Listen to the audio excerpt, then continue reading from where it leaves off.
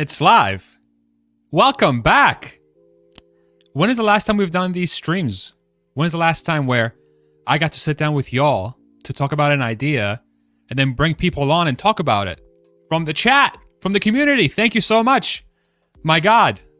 I feel like I've been away for 1,000,000 years. It's only been like about a week and a half, too.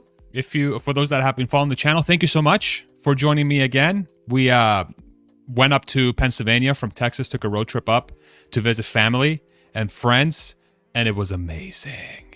It was amazing. It was so nice to see all those people. New microphone placement. I tweaked the lighting a little bit. Please, in the comments section, can you hear me okay? Can you see me okay? I'm playing music in the background. Do you like the music in the background? I'm going to turn it off for now. I don't know if I should keep it on for the whole stream, because I never really know if that's a good idea or not. But list where you're from in the comments, please. I love how many different people from different walks of life we have in the comment section. So I really appreciate that. So thank you all. We have a lot of folks that have been following us for a long time in the comment section already. We have always everybody loves Tesla Boomer Mama. She's been blowing up in the news because she's out there just ripping on fools and Moody's and S&P, telling them to freaking raise Tesla's credit rating. We got Feltrain, longtime a follower of the channel. We got the Tesla community channel, which they're doing an amazing thing. If you haven't checked out the channel, go make sure to check it out. They're out there bringing the community. They're just a community channel. Anybody that's in the Tesla community, from my understanding, can join the channel and talk about topics. So that's been a beautiful thing to follow. But yeah, we have a bunch of people in. We got people see this. We got Virginia, who I drove. By the way, Virginia is a gorgeous freaking state. We drove through it, go up to Pennsylvania and back. The Appalachian Mountains in Virginia, it's like gorgeous. It's like a larger version of Ireland if you've ever been there. Incredible. Such a beautiful place. Austria, Finland. Alexandra, I don't know if that's the place or not, or just shouting out Alexandra. Los Angeles, Montreal, St. Louis, Montgomery County in Pennsylvania. I was in the Lehigh Valley not too long ago. Washington. We got more people from LA. Perfect. Beautiful. Thank you. Come in. Awesome. Okay. So let's get started. Yeah. We got people from Denver as well.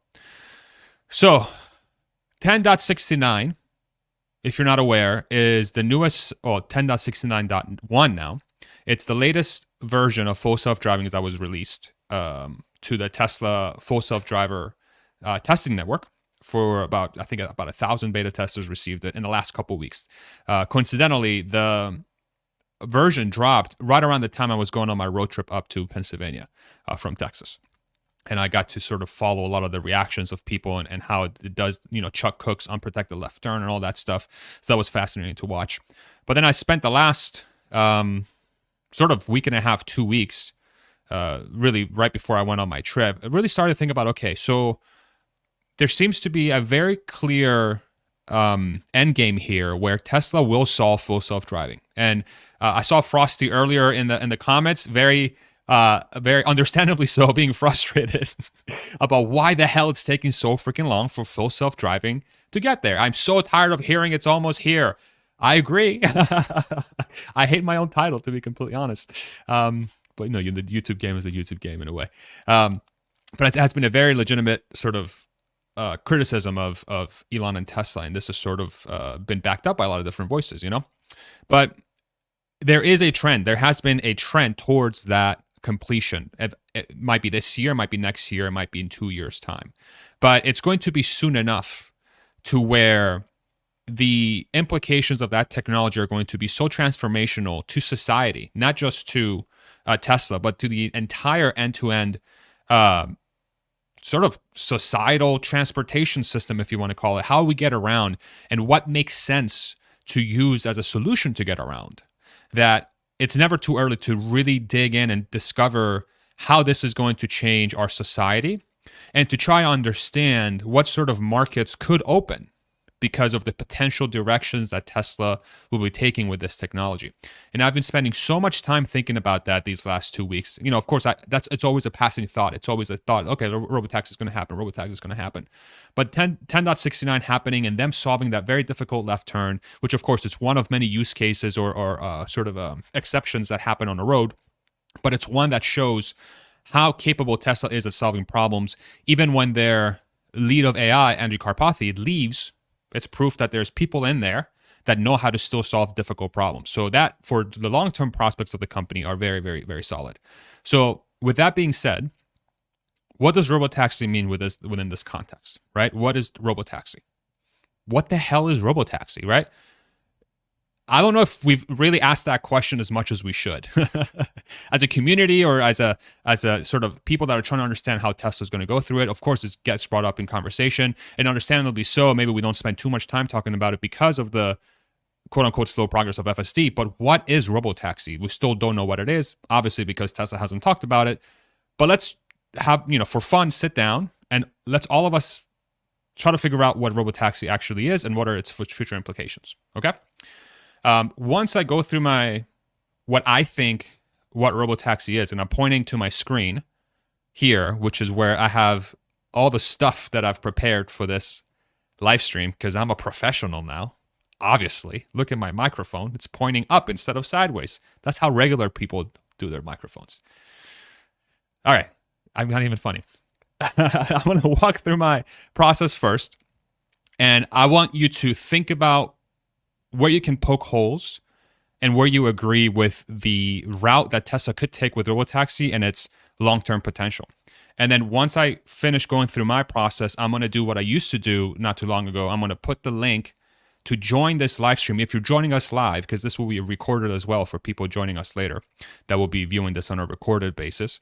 I'm going to post a link to join the live stream, and then you and I, whoever that is, throw out your question, throw out your comment based on the topic that we're just talking about today.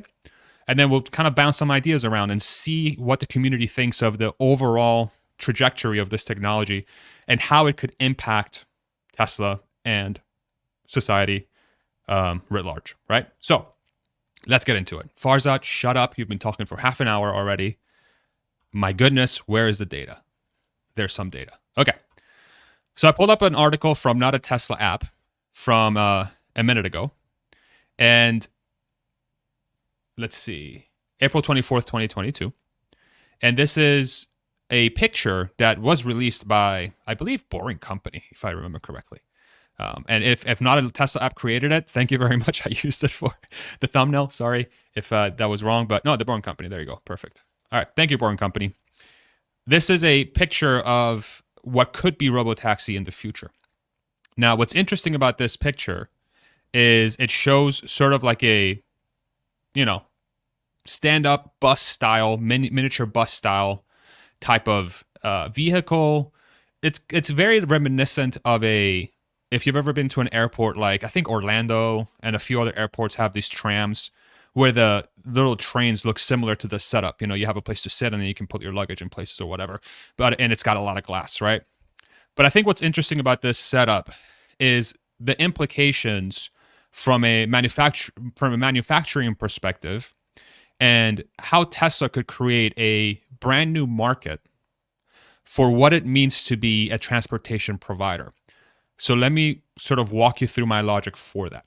So I created a Twitter thread while I was driving up. Well, I was actually passengering up while my wife was driving and blasting 90s hits or 2000s hits. There was a lot of like NSYNC and Britney Spears and stuff, whatever that was. It wasn't bad. Kind of maybe helped me think through this a little bit by not listening to the music.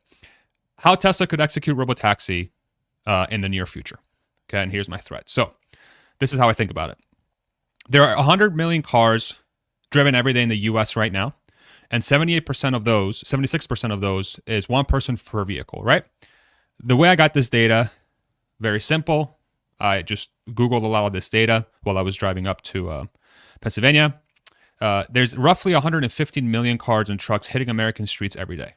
All right. And there was a separate Google search that I did where between 70 to 80% of those were single passenger vehicles, meaning that there was no carpooling done.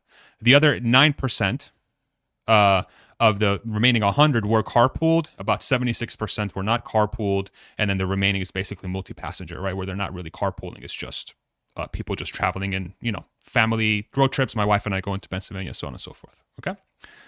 And the average cost to run a vehicle is about 80 cents a mile. today, right now.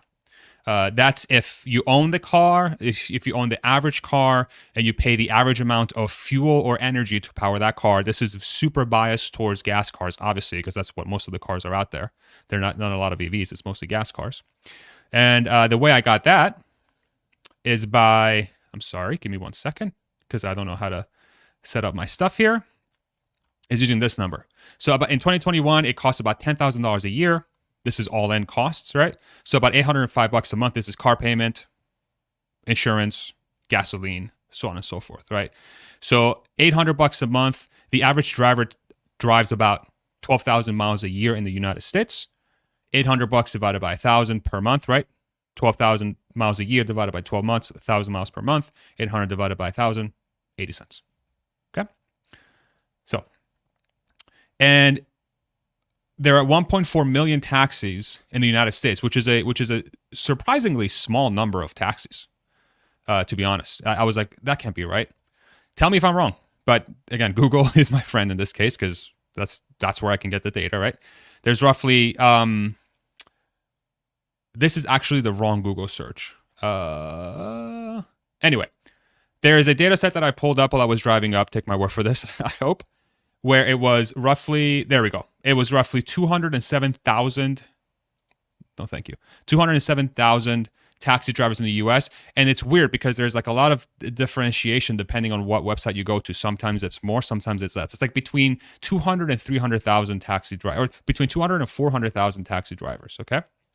And then in the US, there's roughly 1 million Uber drivers out there, okay? So Uber drivers plus taxi drivers, I'm calling it about roughly 1.4 million taxis, right? If you combine those two things. Not all of them are going to be on the road at the same time, obviously, but that's just the number of taxis there are out there. So that's a very interesting number to think about and sort of save that number to the back of your mind for the future. And these taxis, if you take Uber and Lyft and, you know, taxis in New York and so on, and you sort of throw these together into a bucket, an average amount, roughly it's about $1.50 per mile.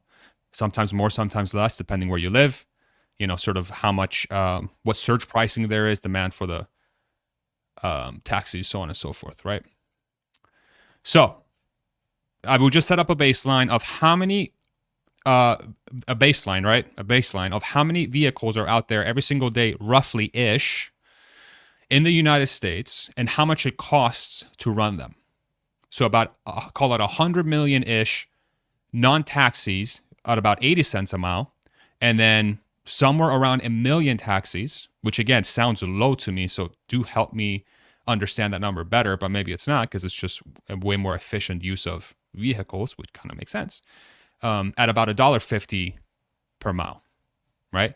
So weighted, it's probably closer to, say, $1 per mile if you take those two things. But let's just use 80 cents as the baseline. If Tesla were to achieve 60 cents per mile with a Robotaxi, right, hypothetical, and we'll kind of go through and kind of walk through if that's actually possible, that's about a 20 savings, more than a 20% savings to typical vehicle ownership, right? So 60 cents versus 80 cents is more than 20% save. More than 50% savings versus an Uber driver, right, or being an Uber rider. Uber is about $1.50 depending on average where you live. So if Tesla is able to get to, say, 60 cents per mile or below, then the entire market opens to Tesla, not just Uber replacement and Robotaxis and Lyfts Uber and taxis and Lyfts and so on. The entire equation gets changed. And the reason why I used 20% less, the way I think about it is, typically there's people out there that own cars today. Let me go to my face right now because I'm doing commentary now while we wait for the data in the background. There is a lot of people today that, out of those 100 million drivers, that own the cars because they want to own a car. They get a lot of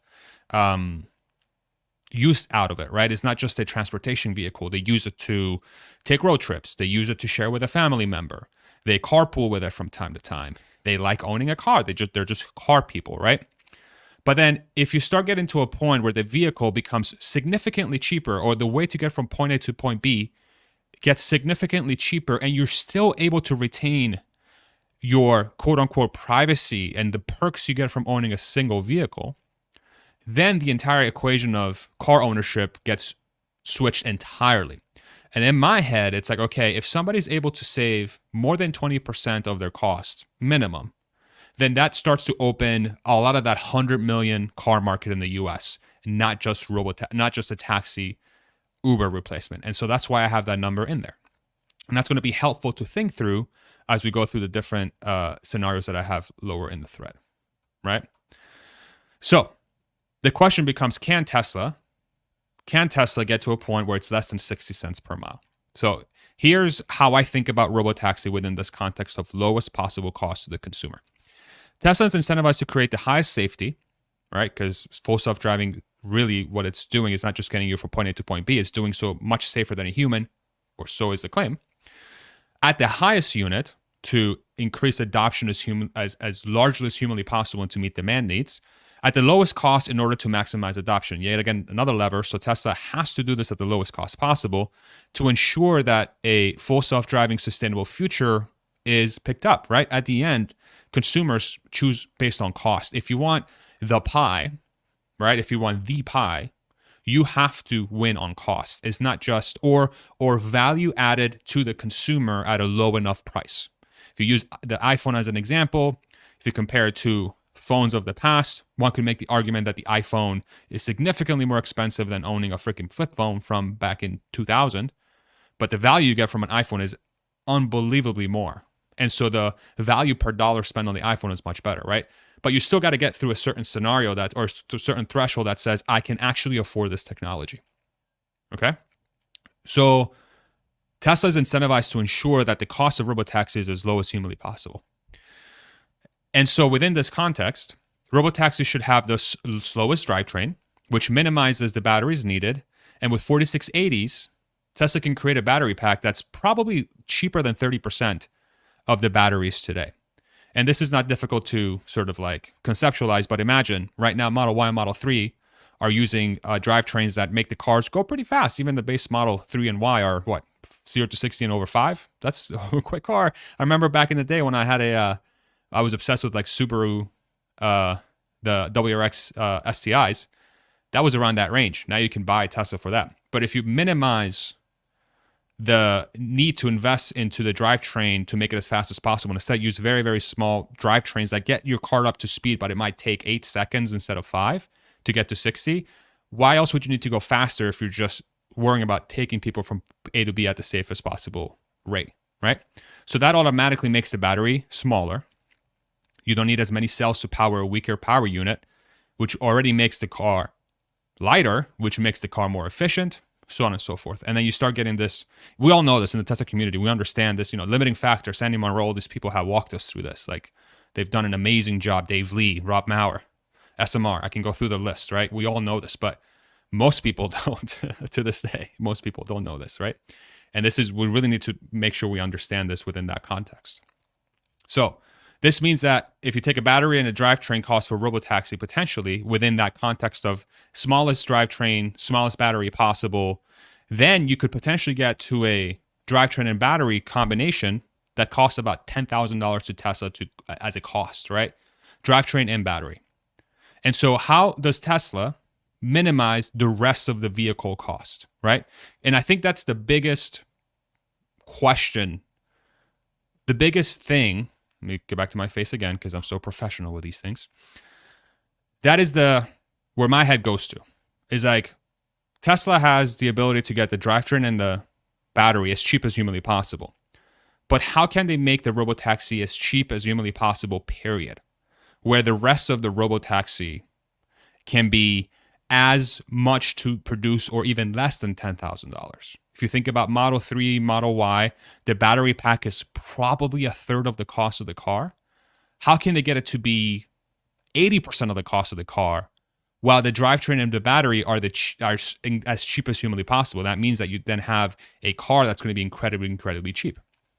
And so where my brain goes to, and this is where I would really like to talk through as folks come in and we discuss this live and in the comment section as we go through this exercise, is the way for Tesla to minimize that cost as much as humanly possible is through simplicity. And we know this. Tesla has been a huge proponent of removing costs. What's the best process? No process. What's the best part? No part. Tesla with Model Y versus Model 3, giga casting and the structural battery pack. They went from 300, 400 individual units for that entire system, maybe more, to 3, right? So that's how Tesla thinks about this. So simplicity, and then Cybertruck's yet another one. Cybertruck, you take that to the next level. You create an exoskeleton, and you have zero paint, so you remove the paint job. And so Robotaxi, in my opinion, it's the next generation of that removal of costs, removal of processes, simplicity. And so where my head goes to, okay, so what is the next thing you could remove from a car or a vehicle? General assembly. Why not? Right? If we are building Model Ys and Model 3s right now with single piece castings, if we're building a Cybertruck with the benefits of the Model 3 and Model Y with the castings, plus no paint shop, those vehicles still have the need for general assembly, which means that they still need people that work that general assembly line to put in the trims and I guess not the seats really with the Model 3 and Model Y because they come up with the battery pack, but somebody still has to bolt it, I think. Maybe not. Maybe it's all done automated. But anyway, wiring, putting in the screen, so on and so forth, ensuring the IP goes in right, the instrument panel, so on and so forth. So how can we remove general assembly? And this is before even the bot gets created, right? I'm talking about, how do you just get rid of the process entirely? Like, you don't even need to do it. Why even have a bot do it? Just don't do general assembly, right? So that's where my head goes. And then I started going through a role play of, okay, how could Tesla actually do, like, why would Tesla want to do this? Could you even sell a car without general assembly, right? And when I say no general assembly, I mean very, very minimal, like as little as humanly possible. Try to eliminate it completely. So then my head goes to this. Tesla should sell Robotaxi as a shell, okay? Could simply be a box on wheels. Build in the safety equipment, comes from factory, so air conditioning, safety, speakers, maybe the screens even. But that's it. That's all you do. No steering wheel of pedals, obviously, because we know this, because it's going to be a Robotaxi. But then don't include any seats. Don't include any creature comforts. And obviously no paint. And just make one version of this thing. One version of this thing, right? So if you imagine, let me sort of help you conceptualize what I'm saying. Imagine something like this, but with nothing in the inside, right? Just empty. And I don't know if it's going to be glass or it's going to be aluminum on the outside or whatever. Just think of it as an empty shell with the required safety things inside the vehicle and the screen. But the seating and everything, just throw it out. Don't worry about it, but sell it so that regulators are happy with what you're doing. So the only thing you have to worry about in this case is to get it so that if somebody were to put seats on it, it would be safe. That's where my head goes. Okay, so what does that, Farza, you're crazy. Why would you do that? Let me walk you through it. It might still not make sense. I don't freaking know. That's why I'm doing this thing, right? So you can help me. We can help each other. Isn't this fun? I'm having fun. Are you having fun? If you're not, I'm sorry. I'm just being very nerdy.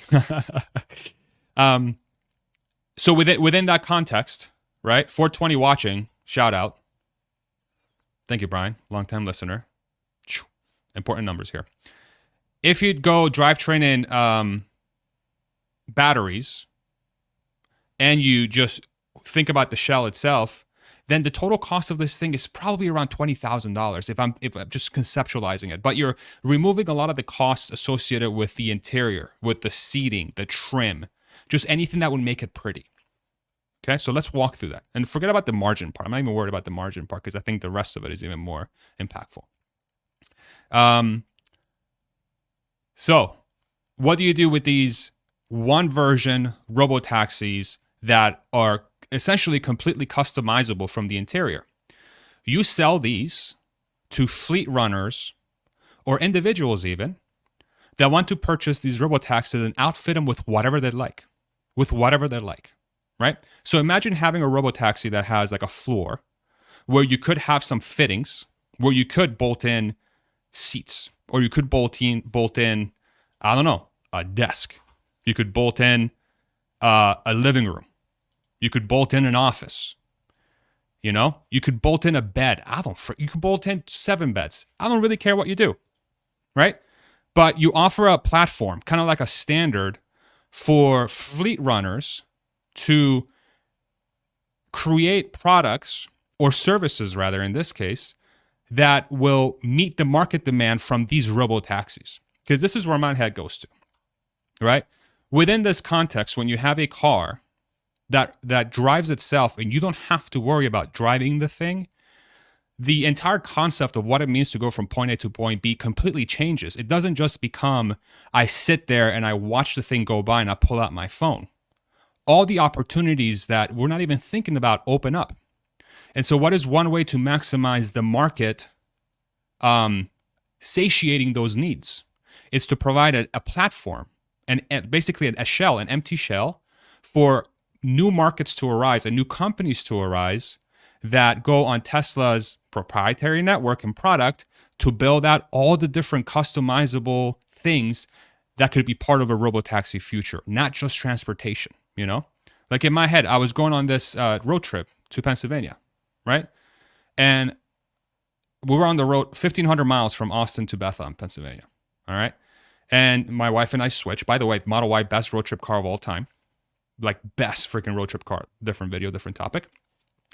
But I was like, man, dude, like the possibilities are endless here. Like it's almost like an RV that drives itself, right? And then you have all these creature comforts. That's one solution. But then if you're commuting and you go into work, maybe it's a robotaxi operated by a fleet owner that's optimizing for workspaces. So maybe it's got super comfortable chairs where you can sit down and do work while you're, I don't know, going to meet somebody for lunch 2 hours, 3 hours, 4 hours from here. I don't know. It's just that's kind of where my head goes, right? That space becomes an open platform for people to take advantage of in whatever way the market is demanding, and then you give the fleet runners the ability to customize those spaces, right? So, high occupancy versions, commuting, working, luxury travel, entertainment, sleeping, sightseeing, anything. These are added to the Tesla network, right? So Tesla would still operate this, and they've talked about the Tesla network before, Master Plan Part 2, don't forget, one of the last things, create a Tesla network. This all runs on the Tesla network. So say I'm Farzad's Farzad's luxury travel fleet of robotaxis. Okay, I bought 100 robotaxis from Tesla, and I'm going to use their proprietary sort of standard that they have, which is has gone through regulation, and regulation has signed off on because these vehicles are orders of magnitude safer than a human. And I'm able to offer my version of what it means to be a luxury travel. And then I can list these on the Tesla network, and I'll charge, I don't know, 50 cents a mile, 75 cents a mile, $1 a mile. I don't freaking know. Just whatever you want. But it has my flair of that robotaxi. And I'm able to sort of offer that service for that specific market for those specific robotaxis. So think about it within that perspective, right? And then obviously, since this is on the Tesla network, every time somebody lists their robotaxi thing on the network, then the Tesla takes a cut because they're using their network. It's no different than Uber. It's just you now have providers that are customizing these robotaxis for specific needs that might be needed in the market. And then, so if we go through a cost exercise here real quick for this, high occupancy fleet operators can purchase robotaxi for $20,000 as an example, outfit them for $10,000 for a high occupancy version. And it has 6 seats in there. And I don't know, maybe some place to put your luggage, just, you know, whatever you want to conceptualize. And sizing is something we'll talk about. Alexander, I saw your comment from before. I was glancing at it. I would love to think through that, because what is the size limit for this thing at this point? Are there different sizes? Now, within this example, if you purchase a robotaxi from Tesla for $20,000, the fleet provider outfits it for $10,000, cost to the fleet provider to make this a high occupancy robotaxi. And they put 6 seats on there, and you charge 20 cents a mile, which is 60 cents cheaper than your typical cost of driving a car. All right. And it's 50% occupied.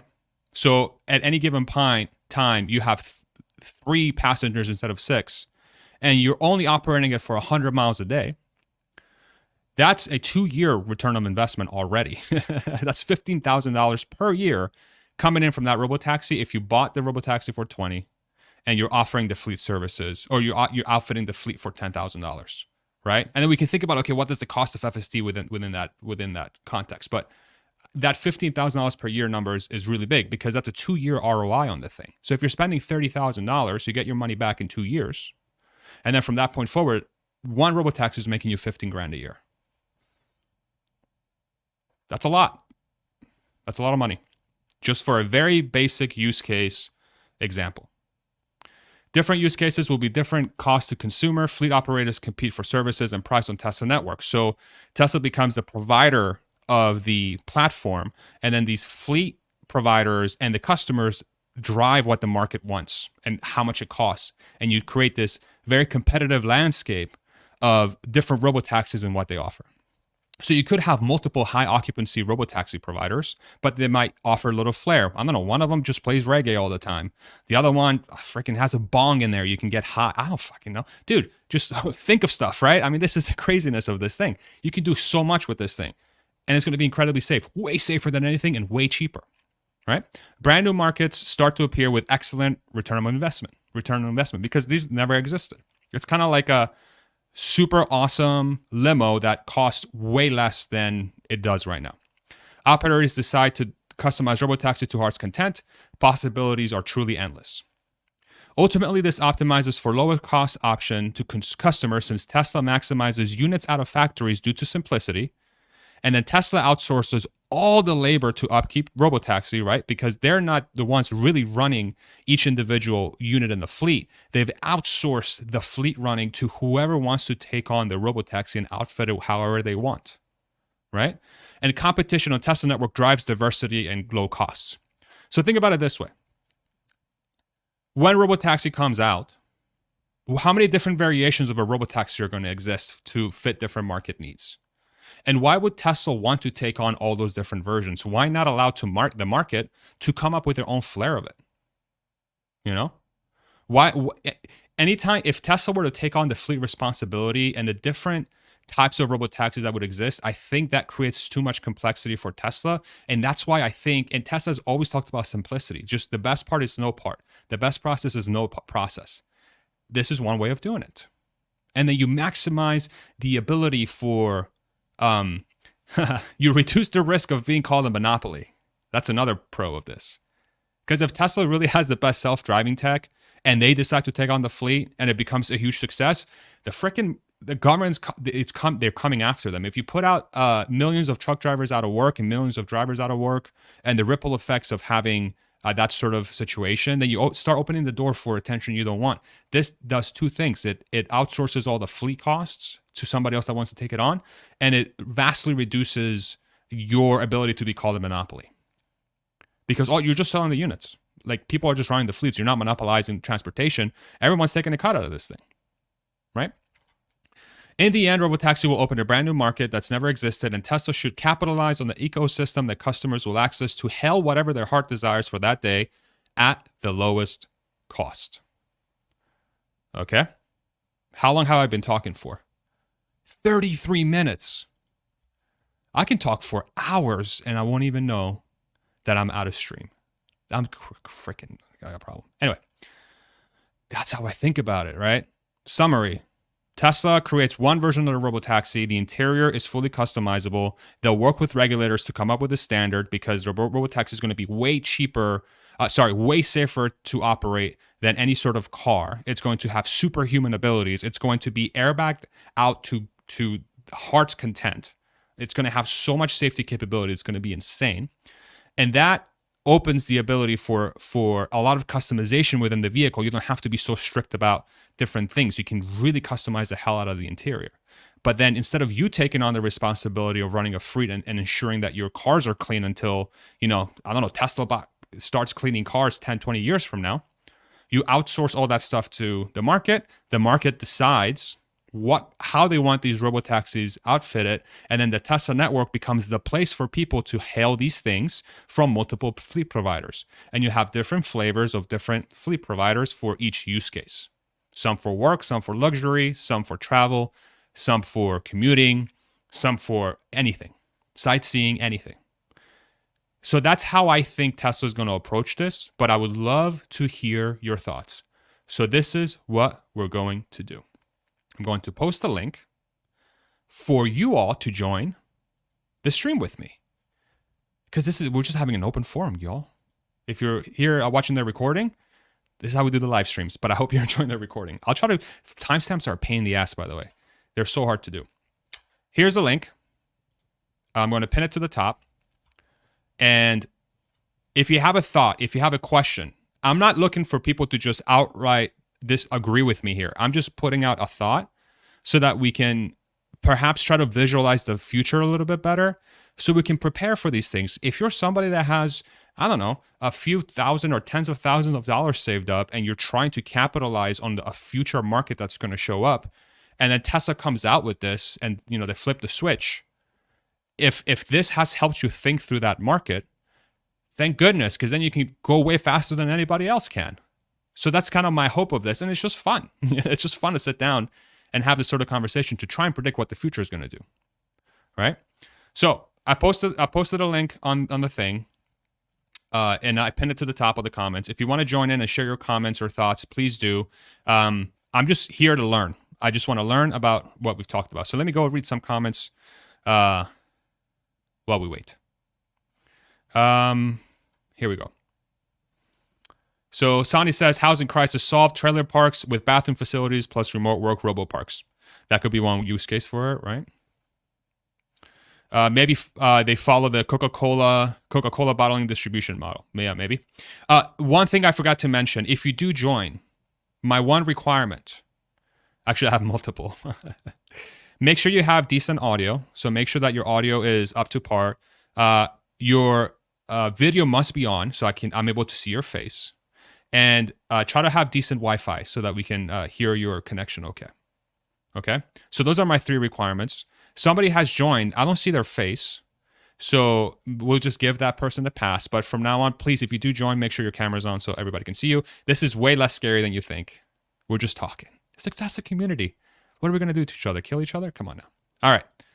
6, can you hear me, my friend? Yes. Hello. How you doing? I'm doing good. Sorry for not having the camera on. Okay. No problem. What's up? I got a question. So how do you think that the future of the car industry will look like in terms of I know everybody's saying that Volkswagen and everybody else are going to go bankrupt, but what do you think is the true reality in the future? Some of them will go bankrupt, obviously, but do you think like most of them are going to do what they have said, just focus on the luxury cars and skip all the normal cars, or do you think that some of them are going to end up doing non-autonomous vehicles and just focus on smaller cars? Because due to inflation, people maybe can't afford a Tesla or the high-end car. So what do you think in terms of that? Yeah, I think that's a great question. I think the question of how autonomy resolves itself is going to be a huge driver as to what that future looks like.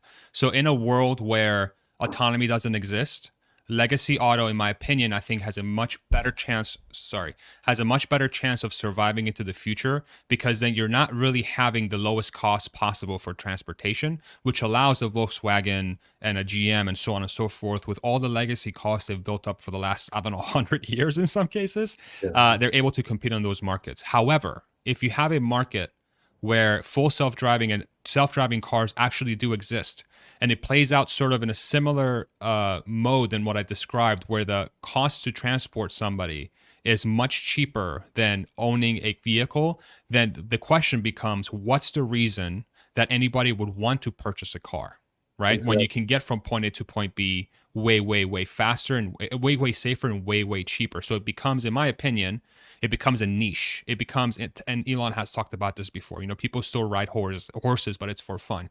That's how I see it happening. You might have some super niche car makers that are still making cars for people that want to drive. And the other question is, will governments even allow people to drive in the future if self-driving car is that much safer than a human? You can save millions of lives per year potentially. So Yeah. So I guess long answer to your question is if self-driving doesn't happen, Volkswagen, GM, and those guys have a better chance of surviving. But if that does happen, unless Volkswagen and those guys figure out a way to leverage Tesla's technology in some way and their supply chain to get the batteries at the lowest cost, I think they have a very dubious future. And that in itself is a little scary because there's a lot of jobs attached to those, right? So, Yeah. yeah, that's how I see it. I hope that answers your question. Can I ask another question? Real quick, we have people waiting in the on the deck. Okay. So if you can make it quick, that'd be great. Yeah, sure. So what do you think happens to normal public transport, like buses and stuff? Will they disappear? So the question becomes: if you're able to hail a robotaxi that's cheaper than a bus and it gives you privacy, why would you ever ride a bus? Right. So Right? that's a funny thought, actually. All right. Thank you Yeah. very much. Actually, I'm All right, more brother. confused, but I'm not gonna ask. Thank No you. problem. Thank you, Sex. Take it easy, man. Oh my God, we have Herbert Diess. Herbert Diess is back, the leader of Volkswagen. Good afternoon. Bill How you doing, brother? Bill Cummins. Don't you think like an important consideration is how long exclusivity lasts? And kind of my thought process is China has been accused in the past of stealing technology. I know XPEV was accused of stealing Tesla source code. I know that there was an accusation recently of one of the Chinese companies stealing Apple's autonomous software. So, especially with Tesla being based in China, I think it's not unlikely to assume that China is going to try to hack it and steal the technology. So we don't know how long that technology is going to stay exclusive to Tesla, even if they're the first one in. How do you think that factors in?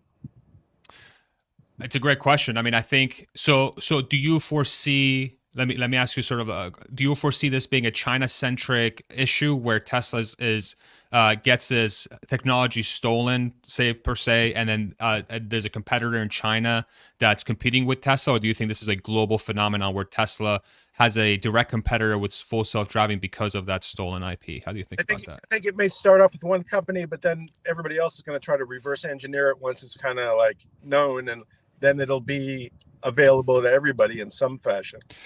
Yeah, and it could conceivably the Chinese company could try to license it first. Yeah, too. Yeah.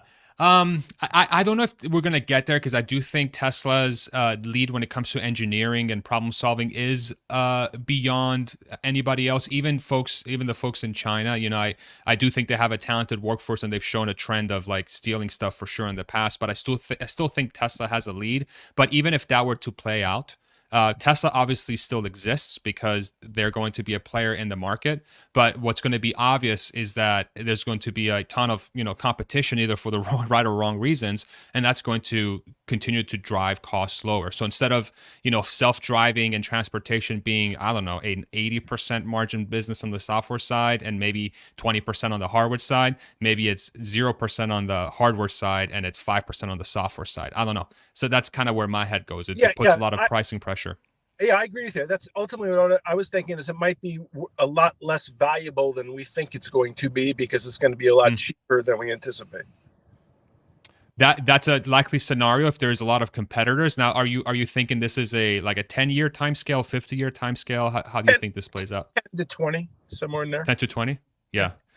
I like to think that Tesla probably has a longer lead than that. I think they'll be safer for longer because it's not going to be as simple, I don't think, as just stealing IP, plopping it in a car and make it go. But I could be wrong.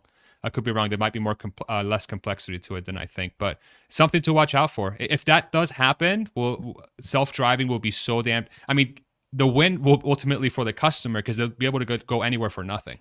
Oh yeah, absolutely. It'll make transportation like unbelievably cheap. Yeah, but the valuation of Tesla then changes. So what I will do moving forward, since you sort of put that in my brain a little bit, is I'm going to look for clues to see if that is actually happening once this thing starts rolling out. And if it does, then we really need to start seeing and okay, is this going to be a legitimate threat in the long term?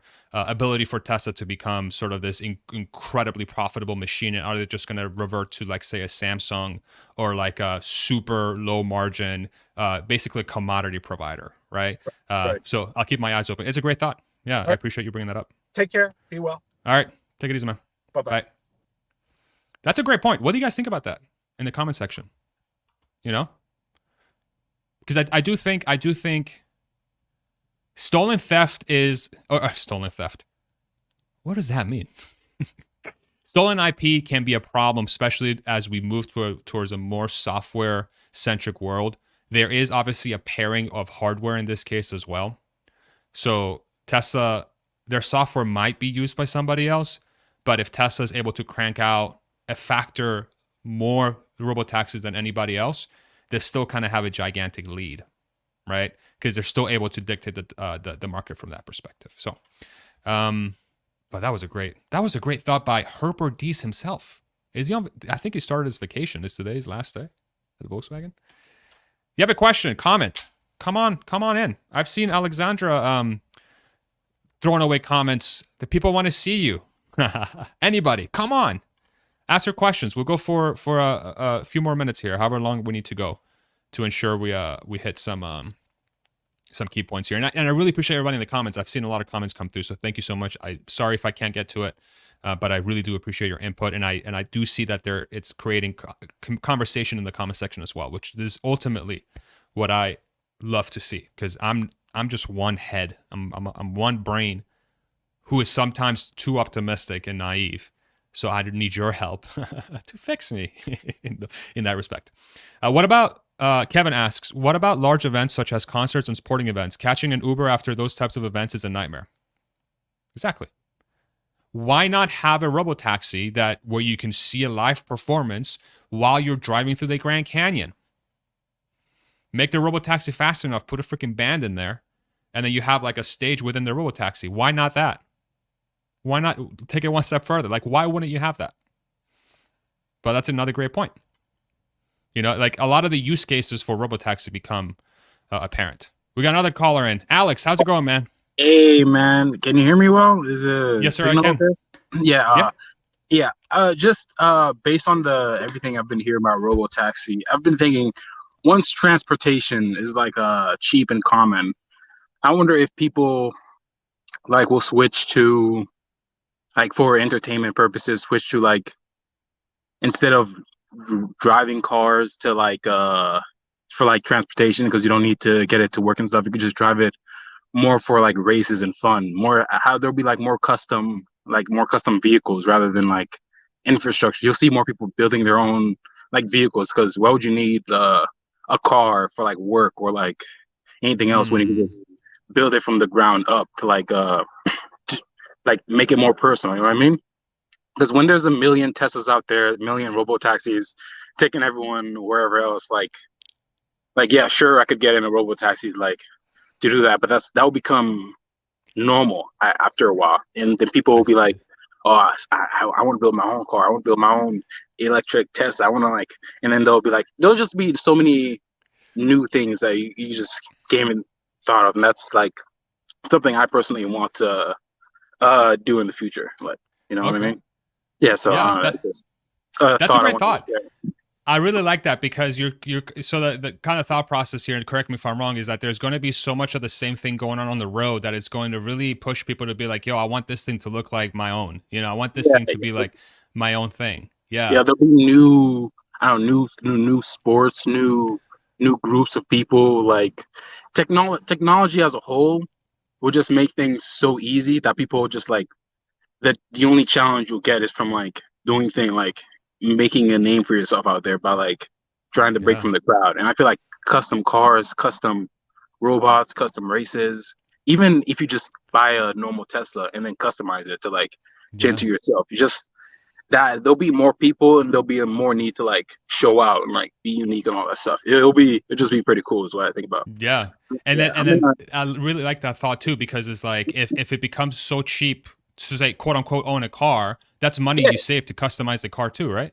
Yeah, plus the economy will just like after Tesla bought, especially the economy will just be like, What Yeah. even what would you do with your time when you're just like, what, you're just gonna go to work? What even is work every day? So true. You know what I mean?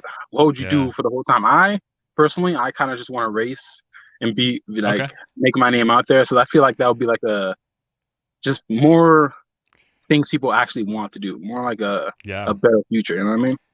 For So sure. Yeah, like yeah, the artistic part of like every human comes out, you know? exactly. Yeah. It'll be expressed 100 times full because no one will need Yeah. to like do the mundane of things just to support themselves and all that stuff. Just to even not having to drive to work would just be such a release that you would just Yeah. have free time to do it.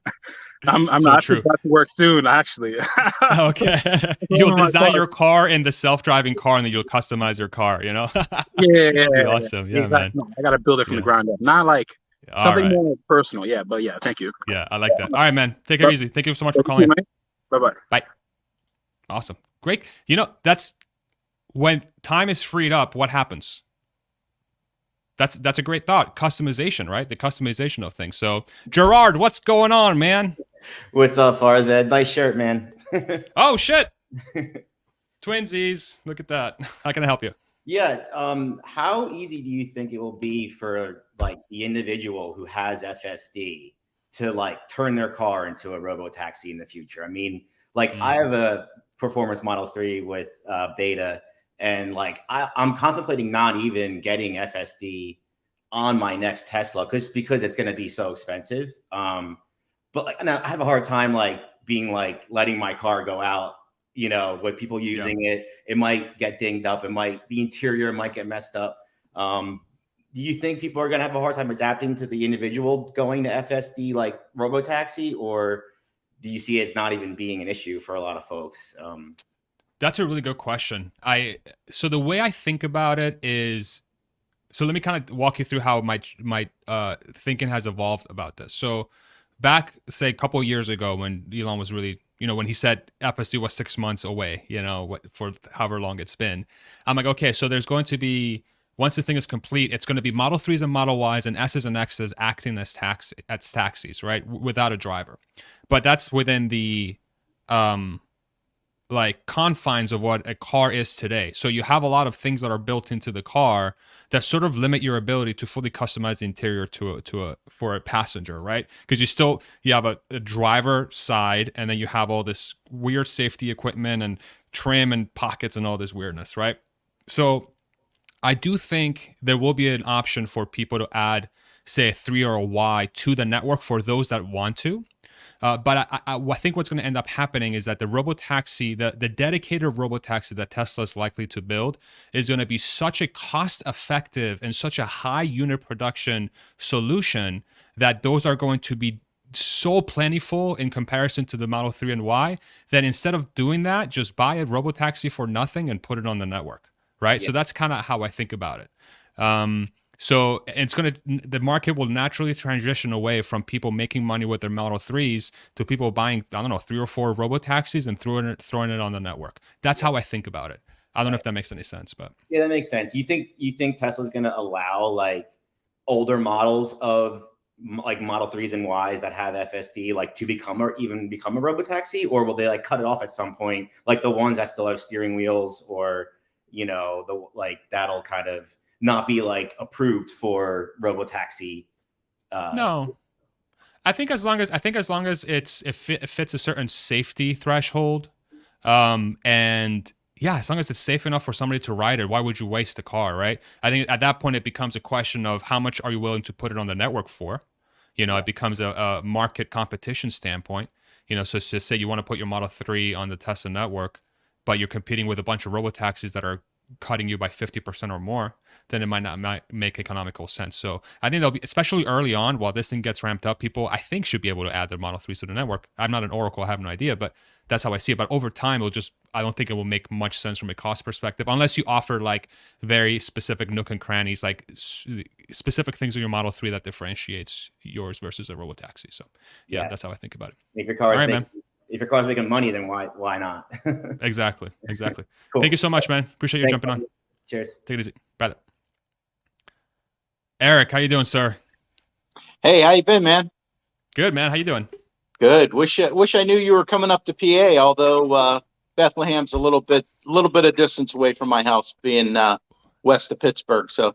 Oh snap! That's a 6-hour drive. And then Yeah. one thing I missed about being in PA is that everyone from Pennsylvania calls Pennsylvania PA, and everyone outside of PA calls it Pennsylvania. So you saying PA confirms that you're from PA. Yeah. Once you get What's up, down man? to Texas, you realize how big PA isn't. I know exactly. It's so insignificant in the United States. It's so true. Listen, I love this talk of Robotaxi because I'm literally trying to talk myself into becoming running a Robotaxi network, but I kind of can't wrap my head around how it's going to start and what it's going to be. I've talked to you before about, I think they're just going to take over airline travel, because the point-to-point travel for short, just like to say, if I want to go from Pittsburgh to Cleveland, it's only an hour and a half drive. To try to do that in an airplane, it's like 4 hours. It's ridiculous. So I think they're just going to say, like, they started talking about the Boring Company drilling this line from, I guess, Fort Worth all the way up to Dallas. Mm-hmm.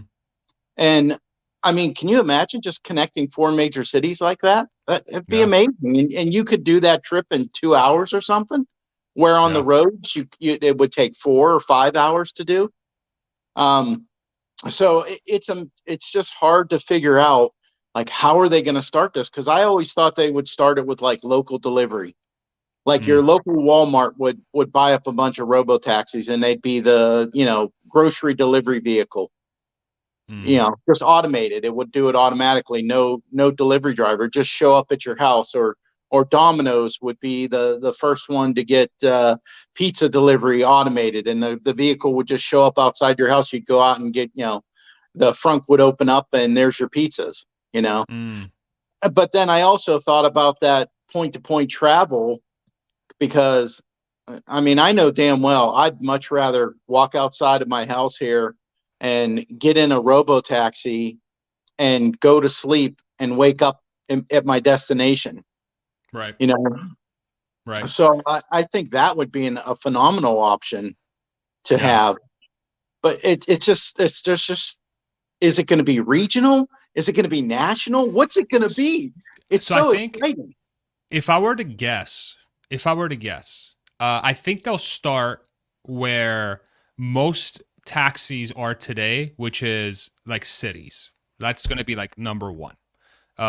They'll start with that use case first, because that's going to, I mean, Tesla's essentially going to have a monopoly for taxi drivers because they're going to be so much cheaper than the competition, and they won't even need to be, right? So if your average cost per mile in New York City is $1.20 or whatever that number is, Robotaxi can just come in at 80 cents, and then boom, if they have enough Robotaxis, it becomes a monopoly, right? So they can use that sort of use case to really build out their network, and then over time it starts going regional. And then over time, once these tunnels get built, then it goes, more, state to state. And then if it makes sense to take a robotaxi from, say, Philadelphia to Boston, then going to Philadelphia International and taking a flight over to Boston, then that becomes a use case for the robotaxi. So that's how I think about it. I could be 100% wrong, when it comes to the transportation model. But I foresee that happening only because it's really going to allow Tesla to enter a market that already has a need for it at such a low price versus the competition that it's going to be a no-brainer for them. So, but I could be wrong. It's just so exciting because there's the opportunities. You can just, if you sit down and think, I have a vehicle that doesn't have a driver, what can I do with it? Yeah. Anything you can do with a vehicle with a driver, that's what you can do with it, and it's endless. So really cool topic. I can't wait to hear the Model Y best road trip car, because I think eventually we're going to replace our vehicle with a Model Y someday. So awesome. Okay, cool. I'll make sure to put that out soon then, just for you, Eric. And hey, just so everyone knows, I am not related to Gerald. Okay. Gerald, okay. I'm looking at Gerald. I'm like, this guy could be my younger brother.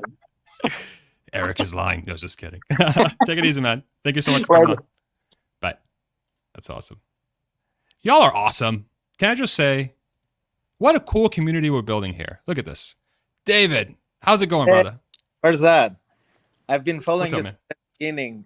It's amazing to be able to talk to you. Thanks, man. Likewise. Thank you for So- jumping on. Something that I haven't really heard a lot of people talking about is Tesla Semi. I think part of the reason they've been delaying the production of Semi is because they don't want to sell it to people. I don't think they want to sell a truck for 150,000 or 180,000. The margin is not going to be great with the amount of battery that it's going to have in there. So I think with self-driving, it would make way more sense to own all the semis and run a fleet where you're going to transport, for a certain fee. I don't know how many semis in the United States. It's not as many as cars. It would be easier number-wise with the software and all their expertise to be able to run, a business like that. And it would make more financial sense than just selling a truck for 180,000, even 200,000, because they can probably make that in a year. What do you think about that? Yeah, I do think the reason why Tesla has held up Semi is, I think it's more to do with the fact that they don't have enough batteries to build it, because it's so much supply per vehicle. Like how many Model Ys could you build with the same number of batteries than a Semi? You can probably build 4 or maybe 5, right? So from that perspective, and that's where all your demand is. So I think Tesla's looking at the demand dashboard, and then Model Y and 3 and S and X are up here, and then Semi's down here. They're like, okay, why would I put batteries here when I need to get this demand down, right? I need to get supply up to where demand is at. So I think that's been the primary reason why. Now I could see how if they wanted to run a fleet of semis, which I don't know if they do. Like that's sort of like where my head goes to with the like it's similar to the Robotaxi. I think Tesla is going to prioritize, in my opinion, they're going to prioritize offering a network and basically an ecosystem for people to join or to purchase these Robotaxi services through the network, but it's going to be run by fleet runners, because I don't think Tesla wants to get into the complexity of having a fleet of semi vehicles, and I came from distribution, that's sort of my background, and we dealt with 3PLs, third-party providers all the time, and we also deal with logistics companies and trucking companies. Like it sucks, bro. It's not an easy job, and you have to deal with if accidents happen. Now you could make an argument autonomous semis are going to get in way less accidents for sure, but they're still going to be traveling with a bunch of different drivers on the road, and God forbid one of them makes a mistake, that could be multiple people dead, not just one, because they're so giant. So I think they want to outsource a lot of those things to different parties so they don't have to deal with it, so they can just focus specifically on building enough units for the market to buy them, and that's how we transition everybody to a sustainable future. That's how I think about it. I could be wrong, because you do make a great argument that if you can make the economies work within the company, it makes more sense for Tesla to just keep the trailer and just run it as a service and pocket 100% of the margin. But then that also, you have to build in a bunch of complexity onto the company to make that happen. So I could be wrong, but that's how I think about it. Yeah, especially with full self-driving. Right. I mean, that I'm picturing it is like a company can be like, I want a truck here, I want it to drive there, and the truck shows up, they load it up, it goes to the destination, and whoever is picking up the content just picks it up, and Tesla just offers the truck, and there's no driver. So there's, I don't know, maybe I'm simplifying because I'm not familiar with the industry. You could be right. I mean, you could be right. I mean, you've outlined the sort of the base sort of needs of running that sort of business like that. But again, I think there is a complexity of being responsible for the truck itself and actually running the operation, upkeep of the semi, upkeep of the trailers. What if a trailer's not there? I can't tell you how many times a tractor trailer will show up at a location and the trailer's just not there. And the warehouse will be like, oh, we're not ready for you. Okay, so what happens then? Like it creates a lot of complexity. And then there's people always hammering truck companies on timing and being there. So over time, that's going to become much, much less complex, because you're going to take the human out of the equation. You're just going to allow the robot and the AI to run the whole thing. But that's decades. And I don't know if Tesla wants that sort of complexity in their business. So, but you could be right. It's going to be interesting to watch regardless. So thank you so much, man. Appreciate you coming on. Cool. Bye. Thank you for following the channel, man. Appreciate it. All right. We got Ruslan. How you doing, my friend? Good to see you I'm again. good, Father. How are you? Good, man. Hey. How can I help you? Yeah, I have a few questions. One question is kind of concerning right now about that energy problem, which is, I mean, regardless, it's in Europe, it's here. The car needs to be charged, right? The battery needs to be charged. Is it either it's humanoid or Teslas, and Elon is recently saying, like Europe countries, you have to pump gas. I mean, you have to put something to burn to produce, energy. And I'm really a fan of, that sustainable energy. And in fact, I bought a house and I have a roof which is facing to the south. So which is like maybe my next roof would be solar roof, and I'm in Wisconsin, but I'm looking more like for the package. I want a solar roof. I want to, have power packs. I want to, everything kind of interconnected by one contractor, but not buying like pieces, and then you don't know how to connect it together. Because, Right. Different contractors have. And unfortunately, I contact here, in Wisconsin, in Glendale, we have Tesla. And we said, no, Wisconsin is not really, we are not doing any solar. You can find local contractor, and we can do it for you. But other ones that, if I'm don't have that sustainable energy to power bots or, power my Tesla, I have to rely on the, grid, electrical grid. And if that price goes up, which is, right now, I mean, everybody like in Florida, we are expecting that. How we are going to manage that? I mean, how we, other one, supporting Elon, buying the stock, how we can support transformation, to this without having that, Keystone pipeline or something. Maybe that's a big question, but, it's huge. Yeah, I'm sorry. No, you're fine.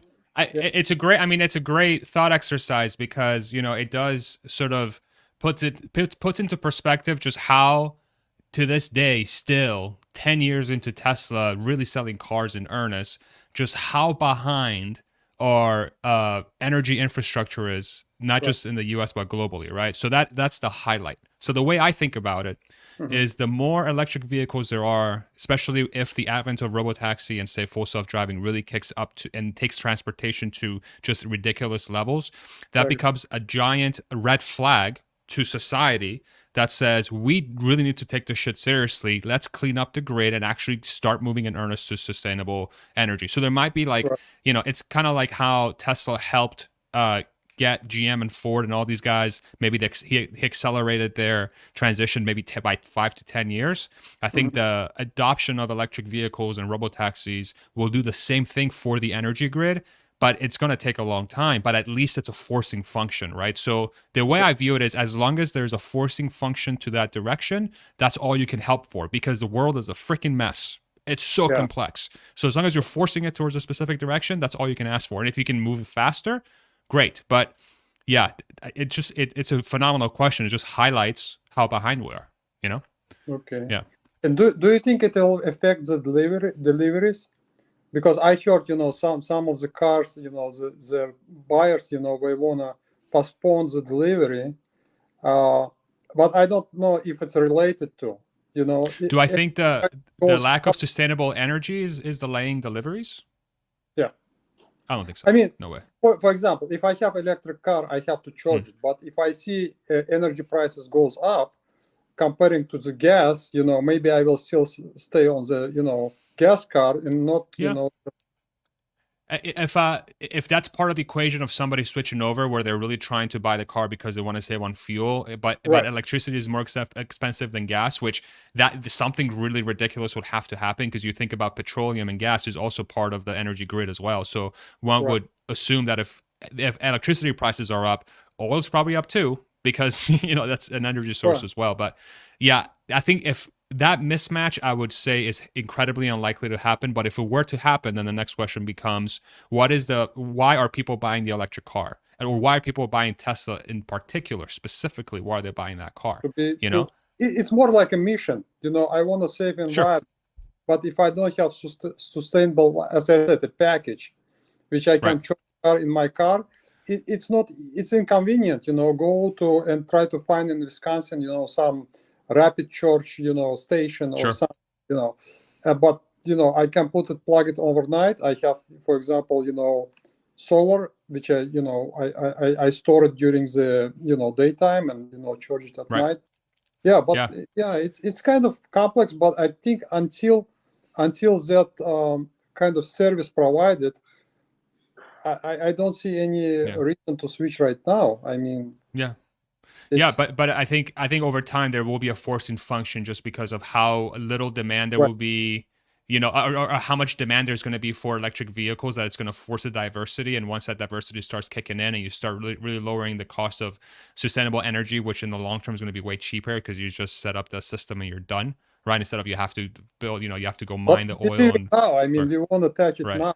It's kind of, another 5 years, and then what, Yeah. So. It's a great question. But one that's warrant, I think it's going to force the hand for us to move to that next generation of energy, and that ultimately that's what I'm excited for, because it's just going to happen. And then you start layering in why people would want to buy Teslas or electric vehicles in particular. Like we're just going to have a giant push towards getting everything towards more sustainable energy sources. So but we'll see what happens. I'm interested to see what happens. So thank you so much for coming on, man. Appreciate you. Like always. Thank you, brother. Bye. Grimshaw, how's it going, man? Oh, you're muted. You have your little, there might be a mute button on the bottom there. You can, there we go. I got you now. How you doing, sir? Awesome. How you doing, man? I just got to get my Black Sabbath poster in there because I know you love the classic metal. Woo! That's an original poster from '75. That's sick, dude. Yeah, I'm pretty. Is it signed or no? No. But it's one piece. Yeah, just got that as a gift at some point in my life. Dude, that's so sick. That is so sick. What can I help you with? Love your channel, man. Love your channel. Got a question about Tesla semis. When Elon was announcing it at the event, he was talking about the efficiency and the cost reduction, and it got me to thinking that what will that do for goods and services and potentially battling inflation down the road? I know we're still a little ways away from that, but maybe 3 or 4, maybe 5 years from now, will we see like a market improvement over those costs? So sorry, that's a comment or question? Sorry, I may have. Well, the question is like, how much effect will the semis? Because he was talking about it's cheaper than rail. And I'm thinking shipping goods around the country, that should, do you think it will be a big effect, a big impact on the cost of goods and services? I gotcha. Yeah. Sorry, I misunderstood your question for some reason. My apologies. No. I obviously it would, right? Because you think about what is the percentage of the cost that's associated to a product when it comes to transportation, right? Sometimes it's quite large. So you have to think about, when you're thinking about what gets stored in a trailer or what gets shipped on a plane or whatever else, whatever the mode of transport is, depending on what you're shipping, a certain percentage of that cost that gets passed on to the seller is transportation. Usually like for example, what's a good example? Dog toys. When I used to work for a pet food distributor, dog toys were these little things that cost 4 pennies, that are manufactured in China.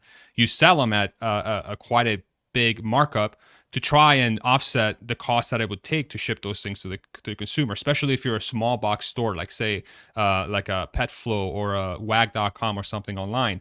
Once the transportation mode becomes basically a factor of the cost that it was before, then you open up this sort of ability to come down dramatically in cost, right? It will impact higher ticket items less, because as a percentage of the cost, transportation is cheaper. So for example, transporting a car from say California to New York the truck might cost, I don't know, $2,000, $4,000 to transport 8 cars. But if the car, say you're shipping Maseratis and they're 100,000 pops each a pop, it's a small percentage of the cost. But the more you go down the list, especially if they're larger items with cheaper costs, so like furniture, for example, like they're very large, but a lot of them are very affordable. Transportation is going to be a significant part of that cost. So as your transportation gets cheaper, then things that are large and cheap, especially, come down in price dramatically. And so I think that's one big place where it could really help. And then you start also influencing the modes that people will choose to ship stuff, you know? So like right now, for example, one of the equations is, and now you're getting into my supply chain days, so thank you very much for doing this. You could choose, say, a plane over a truck, or you might want to do a team truck to get something to your location 2 days faster than it would if it's just one driver going cross country, right? But that costs a lot more.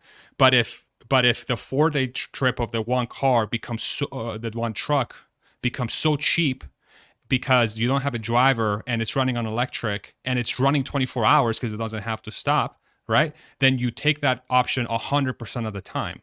And that changes the modes that you choose as well, which brings down your overall cost as well. Then the question becomes, does the company want to keep the profit from those savings, or do they want to pass it on to the customer? Exactly. And then so competition will dictate when it will get passed on. And if there's low competition in those areas, then the company will probably just pocket the difference. So yeah, I guess that's what we're going to have to wait and see on. We can have all the great ideas, but if the people in the top of the chain there don't want to pass on that savings, then we're not going to see that savings. Exactly. Just a quick follow-up about, I'm applying to be a Tesla advisor in my local city on Vancouver Island. We have a Tesla location popping up. And I was just wondering, like, that's essentially, I don't want to, use the wrong terminology, but kind of like a glorified salesperson. Is it the same scrutiny for the hiring process, do you think, as for like an engineer or somebody else? I wouldn't say so. So I think when it comes to like the technical knowledge, no, right? It's going to be much more soft skills, right? So if you're going to be an advisor, you're going to be face to face with people. So, but the question around, are you willing to really be a problem solver? Are you willing to wear many hats? Are you going to be? Do you want to work? Are you going to be able to work on a team environment? Are you going to be willing to step away from that role to try to help other things that might be happening? Are you willing to bring in new ideas? You might have to work some crazy hours sometimes if something crazy happens, right? So those things apply throughout the entire culture of Tesla. But then when it comes to the specific knowledge of, say, an engineer versus a sales advisor, obviously they're super different. But the core behind, are you here to ensure that we make the company better every single day and we're moving faster towards the mission of sustainable energy, then that applies to every single role. So expect some questions around that. I think obviously you're somebody who's familiar with Tesla, so having that background is super, super helpful. But then my biggest advice would be just make sure that you're really honest about your capabilities of problem solving in any situation, and that you are willing to work with people to get stuff done. Because that's ultimately what Tesla does, is they just, a bunch of really smart people get together and they solve really crazy shit. And that's how everything works, So that sounds fun, actually. Yeah, it's super fun. Thank you, man. Good luck with your interview. Thanks, I hope you get the interview, brother. Take it easy. Yeah, I'm working on it. Cheers. Bye. Awesome. All right, we'll call it right there. We're almost an hour 20. Thank you so much. This was so fun. Did you have a good time? I miss these. Yeah, that was a dope name, right? DRK says, cool name, Grimshaw. Super cool name. Why didn't I tell him that? I was like, shit, that's a cool name.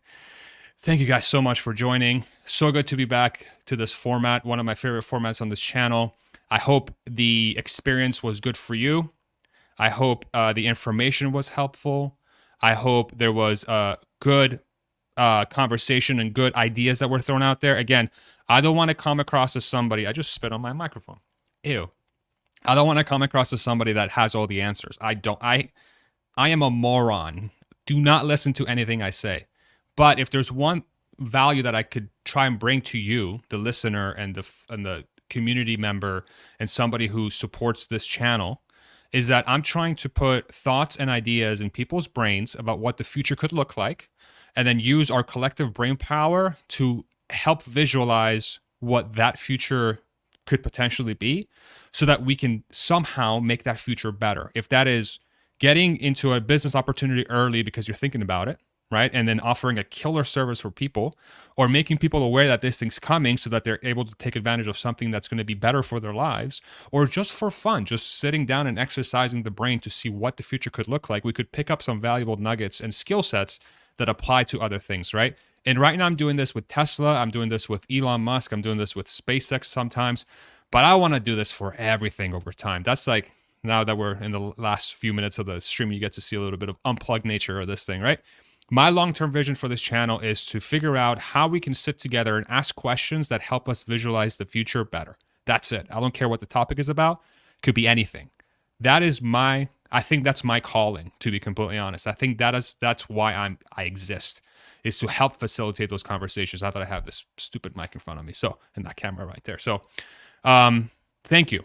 Thank you so much for joining. I hope you have a good rest of your day. Tomorrow, 11 a.m., we have a community forum with community members. We'll be talking about Elon Musk's latest interview in Norway. I forget why he did it, but a very awesome conversation. We're going to dissect that conversation and also talk about whatever else the community wants to talk about. But until then, thank you. Thank you so much for joining. Have a great rest of your Wednesday. Mwah. Love you. Bye-bye. And broadcast.